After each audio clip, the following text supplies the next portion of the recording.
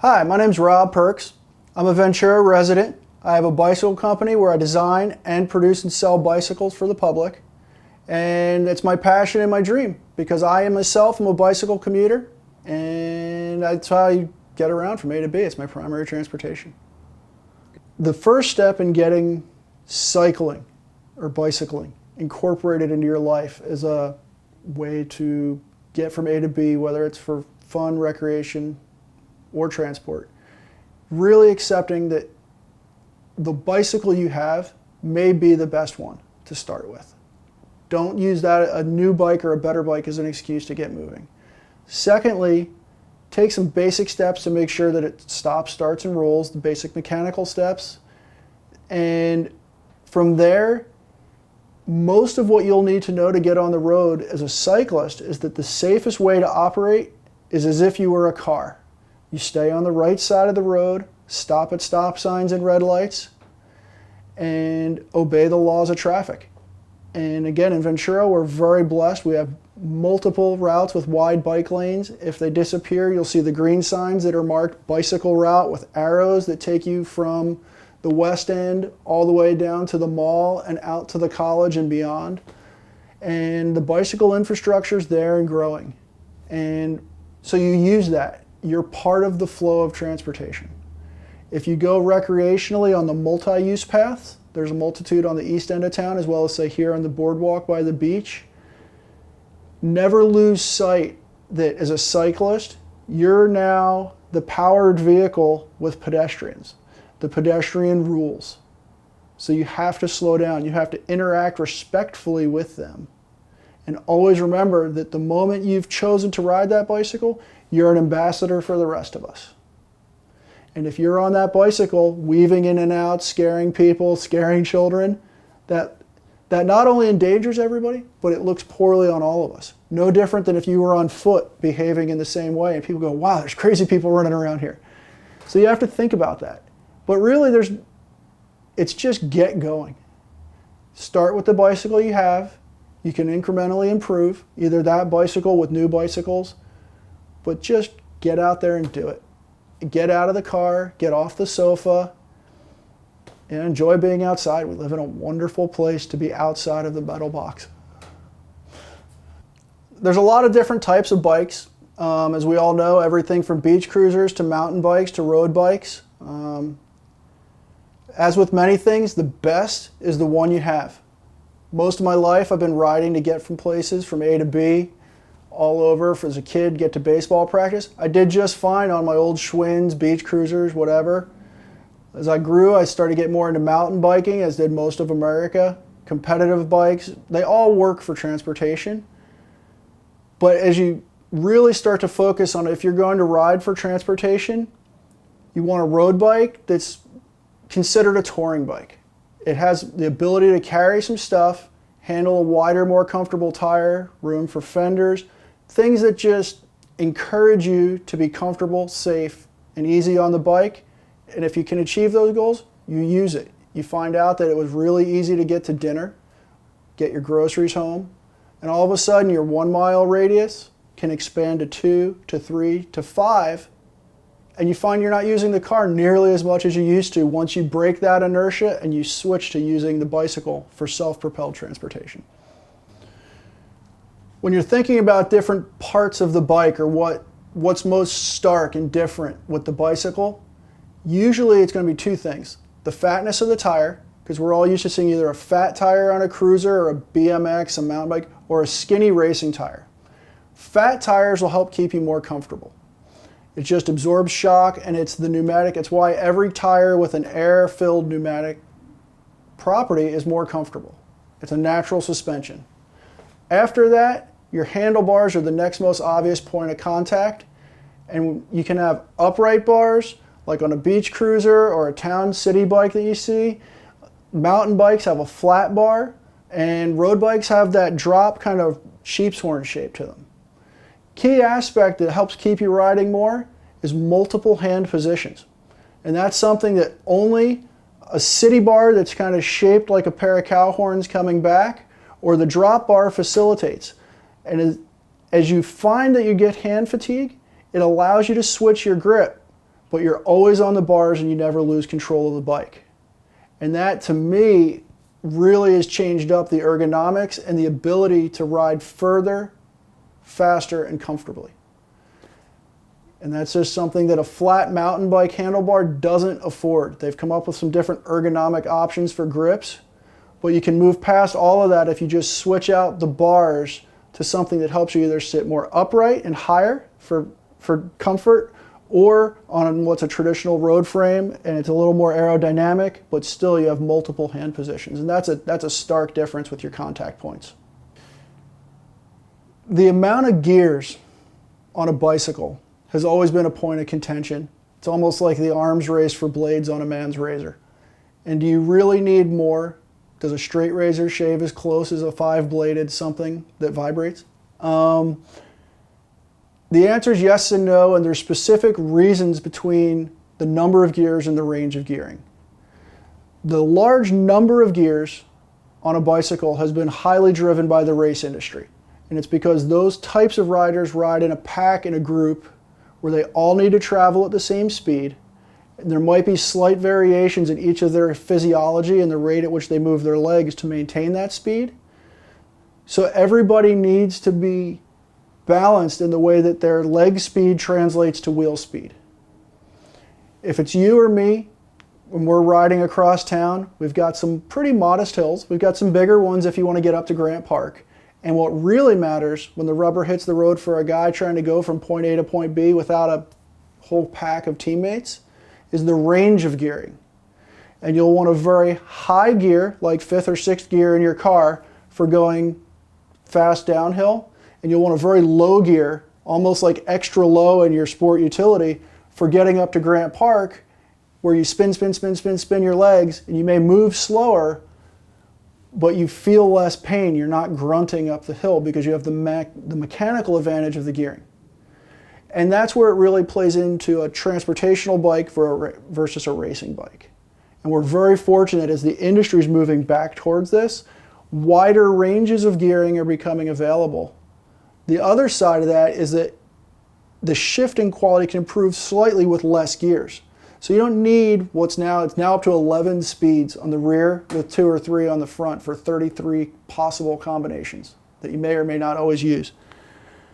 For a transportational bike, I personally ride with 2 in the front and between 7 and 8 in the back. It allows for a wider chain, lasts longer with less maintenance, easier shifting in the long run, and some other aspects that play into it. But for getting around town, you want range of gears more so than number. Why fenders on such a wonderful, sunny, and dry place? Not only do fenders stop water when you're raining, but they stop water from puddles. They stop the dew on the mornings that we get here in Ventura, more so in the spring and summer than we get in our winter rains. So there's a lot of mornings where you might, the ground is wet, and you'd use that as an excuse not to get that stripe up your back. But modern fenders, which are actually designed based on traditional styling, aluminum can be lighter than plastic. Plastic can be more durable. There's some trade-off between the two. But bottom line, when you have the fenders, it keeps you and the bicycle clean and dry, and it removes the barrier or the excuse that you might have used to just not go get your coffee that morning, where you would have driven to a Starbucks when you could have ridden downtown. And with those fenders, you will be dry and clean on the bike all the time. It also reduces your overall maintenance load on the bike because it keeps that dust, it keeps that moisture, that water, that patina that would develop on your bike and its components. It keeps them in the fender or on the ground. And I've found that by keeping fenders on my bike, it really adds no hassle for just huge amounts of gain and reasons to use the bike with those barriers removed. We've been talking a lot about what it takes to get the bike moving, to get you moving on the bike. But a good point's being brought up with stopping. And with all things, whether it's bicycles, sports cars, horses, it's great to go fast, but you need to stop. And there's a lot of options out there. Traditionally, bicycles use the rim as the actual disc, as the braking surface. And there's different ways that they transition the motion energy into stopping through heat, and that's the brake squeezes it against the rim, and the rubber pads create friction. That friction becomes heat, and that's how you convert the energy of motion into stopping. The options that are out there are your traditional road caliper that squeezes it. There's the different ones with cables that do that, but they all work virtually the same. It's the pad on the rim. Basic maintenance, a quality pad. You can get help with this either on the internet or at your local bike shop, depending on your inclination to do it yourself. Here in Ventura, where it's usually dry, if it rains, it's marginal rain, that style of brake is more than adequate. If you're in a place where it rains a lot, or you find yourself in a lot of wet or mud or different things where the rim and tire are constantly dirty, that's really where the disc brakes that are becoming very popular, or even on a beach cruiser type brake or some of the city bikes, the brake is in the drum or the hub of the wheel. And that keeps your braking surface clean, dry, and isolated from the elements. Here in California, we're pretty spoiled. And performance for your dollar, for ease of maintenance, any or all of the rim brakes can be massaged to be more than adequate for what you need to stop. The disc brakes are nice, but they're overkill for most things. In my opinion, they're overkill for most things outside of mountain biking or very wet conditions. Moving further with contact points on the bike, because that directly affects how you feel on the bike. It's what's touching you and the machine. It's what bonds you with it and makes you one with the bike. The saddle plays a major role. And depending on your body's position, that really plays a role in the width of the saddle that you choose. The more upright you are, the wider you want the saddle to be to provide support for your sit bones and your pelvis. Generally, and it's counterintuitive, a firmer saddle will be more comfortable in the long run than a softer saddle. Soft, really cushy saddles can actually cause more compression of the soft tissue and lead to numbness. Once you get used to it, you don't really look back. I've ridden all firm, hard leather saddles for decades now, looking back. But that saddle makes a really big difference, and sizing it to fit your sit bones is key to your long comfort for riding further and further distances and frequency. The other major misconception in our country is with pedals. And there's a theory that you need to be clipped or locked to the bike. And that really is, aside from your bars in your saddle, which are static contact points, the real energy delivery is at the pedal and the crank arms. And the conception now with a race-driven system for over 2-3 decades that bikes are either toys or race and recreational, you don't really need to be connected, which is the clip-in kind, or like the older bikes with a strap that holds your foot to the pedal. If you really, really want to track it, you can either use GPS or a lot of things that are accessible anyway for tracking your workouts. But going to a flat pedal and a pair of sneakers that are comfortable really might add 2 minutes to a 20-minute ride. You have one pair of shoes to wear, you don't have special gear, and you move away from that separation that the bicycle isn't for everyday use. It's a separate thing. It's a recreational item. Once you realize that you can wear regular shoes, your cotton shorts, on a saddle that's comfortable, sit upright or be forward, it removes that barrier and will bring the bicycle back into being an everyday part of your life, your transportation, the way you interact with your community. And that's huge. And it works in other countries. It works in Europe. Yes, people still have cars, but in reality, they had to solve their urban density problems. And parking and all it was partially cost-driven. But here in Ventura, we're blessed that everything's very close, even between the east and west end.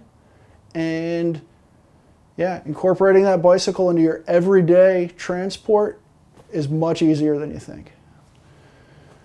So thinking about the material that the saddle itself is made out of, there's a wide variety of stuff out there. Most of us are pretty familiar with either the plastic saddles that have come to dominate the market or the lycra covered gel seats and different things.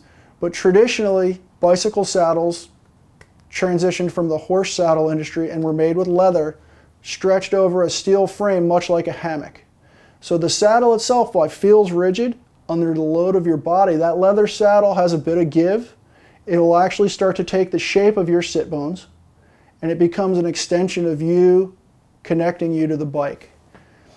Those leather saddles do have a couple of downsides. Some require more maintenance. They don't like to be in the rain. Not the biggest of problems here in California, but you want to give it a little bit of care. They can take a lot more abuse than people give them credit for. And there's plenty of plastic or mass-produced saddles that also will fit that need, but you really want to stay towards the firmer side, and you'd be surprised how quickly the transition goes. So thinking about when you want to get on a bicycle, much like shoes, you do need to be concerned with fit. Different styles of bicycles have a wider latitude. It's easier for a bigger person to get on a bike that's too small than the other way around for a smaller person to get on a bike that's too big. They might not physically be able to reach the pedals, whereas the larger person may just be cramped. Comfort bikes, beach cruisers, a lot of what you see here in town, they fit a wide range of people, and that's for two reasons. It's easy to mass produce, which allows one bike to fit more people. And yeah, that's really what it came down to, economics and having less models. As what you expect out of a bike, and this is a hard question that shocks a lot of people that are new or coming to cycling. What do you want the bike to do? If you want it to perform well with you and a load and groceries, there's things that happen in the design and the engineering, where you place those tubes. And as you move towards optimizing that rider, bicycle, load interaction, you have to become more specific in where everything on the bicycle is, specifically your contact points. And that's where sizing comes in. And you want to make sure that your reach to the bars is within a comfortable, tolerable range, as is the reach between your pelvis and the cranks to pedal the bike. If you start to exceed a range that the bolt-on components, the stem or gooseneck, and some other things can accommodate, the bicycle itself has to get bigger and smaller. And that increases the designer, the engineer's challenge to design, to balance the production needs so that each model or size within a model range can fit a certain range of riders. To nail that down for you personally, you can learn through measurements. There's things I could help you with that you measure your body in certain ways and you can find your range, where your seat height should be and other things. Or you go to your local bike shop, and most of them can help you do a rough fitting, and for a bit of added cost, they'll give you an extremely precise fitting that may make a bicycle experience more comfortable than you've ever known it could be. Bicycle luggage, or ways to get the load off of you and onto the bike.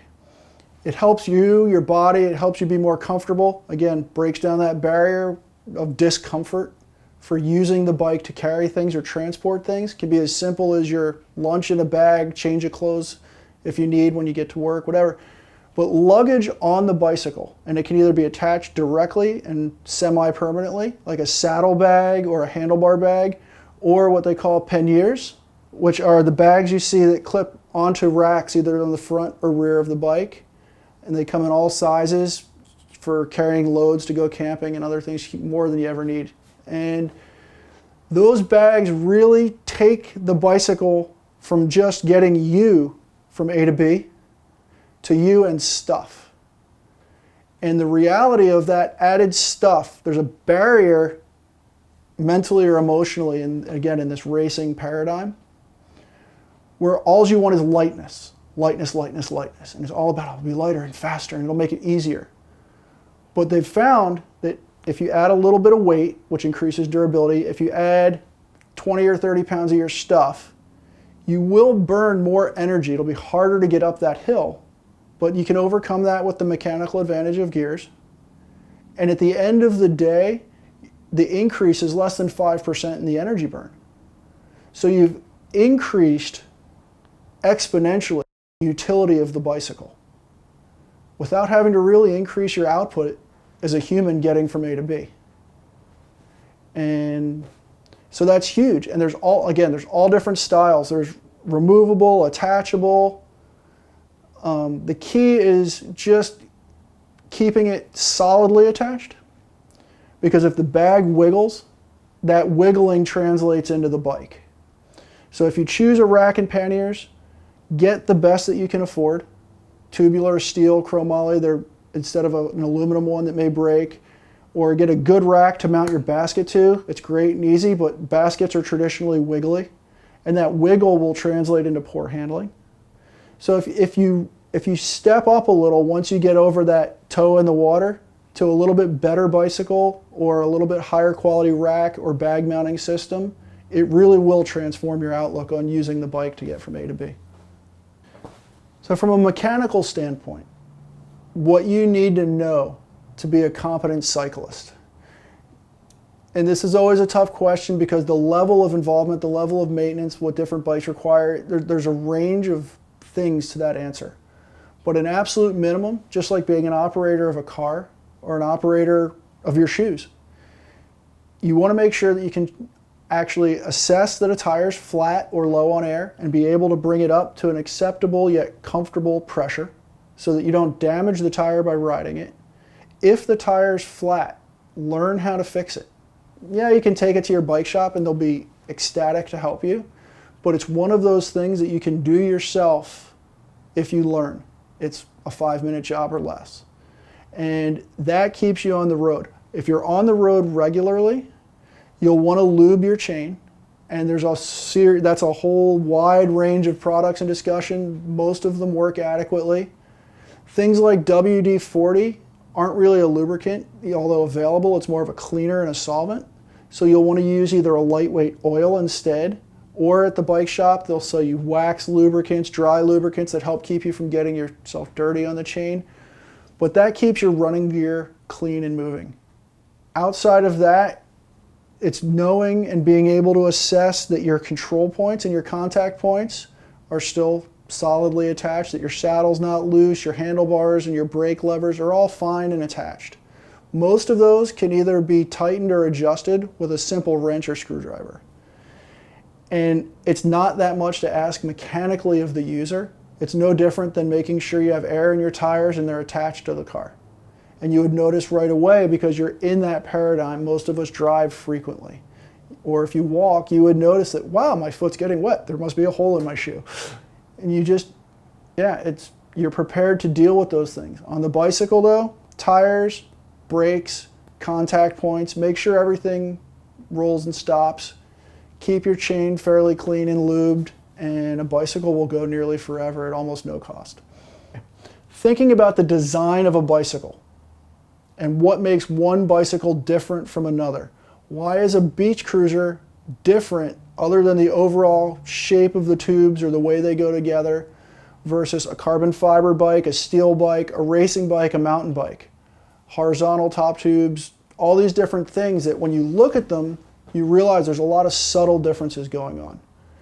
And that difference, that change plays into your interaction. The bicycle itself is a spring.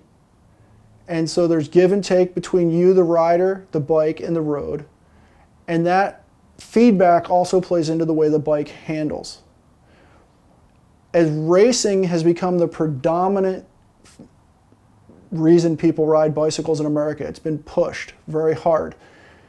There's a big gap that's developed where you're either on a beach cruiser and you tootle along, great, fun, we have them in the garage, or you're on a race bike that's it's aggressive, it's firm, the handling is very snappy, it's quick, and we don't all necessarily want that old Cadillac or the NASCAR. There's a place in between, and there's lots of gray.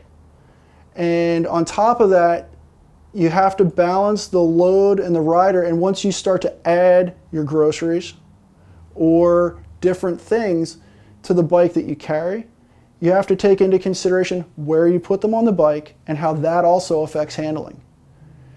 And to keep a bike handling well, there is some thought into all sorts of things with where you put the tubes, how you size the tubes, the material choices, and the way that the steering interaction happens between the rider and the road. In my case, I optimize my bikes for front loading. I like that because then all of my stuff, farmer's market, groceries, trip to the post office, it's in front of me. Traditionally, racing bikes don't handle well with that, so I've moved back to a more historical French design from the days when the newspaper carriers put stacks of newspapers on the front. And it was made, that design had trial and error, was optimized to haul 40 pounds of paper in front of your handlebars. So that's really where there's this, as you move between the black and the white of a full-on comfort bike at one end and a racing bike at the other, all that gray in between starts to come into play. And then other elements of design that are often overlooked are the actual clearance for a fender. Can you get a tire that's big enough to be comfortable on a rough road and not be harsh and vibrate you and absorb that shock and still have room to put a fender between the brake and the tire? Again, racing bikes were never intended for this, so over the decades that was engineered out. And we live in a golden age where designers are finally starting to realize that, hey, if we put an extra inch here and here, we've got a bike that actually works for real world conditions.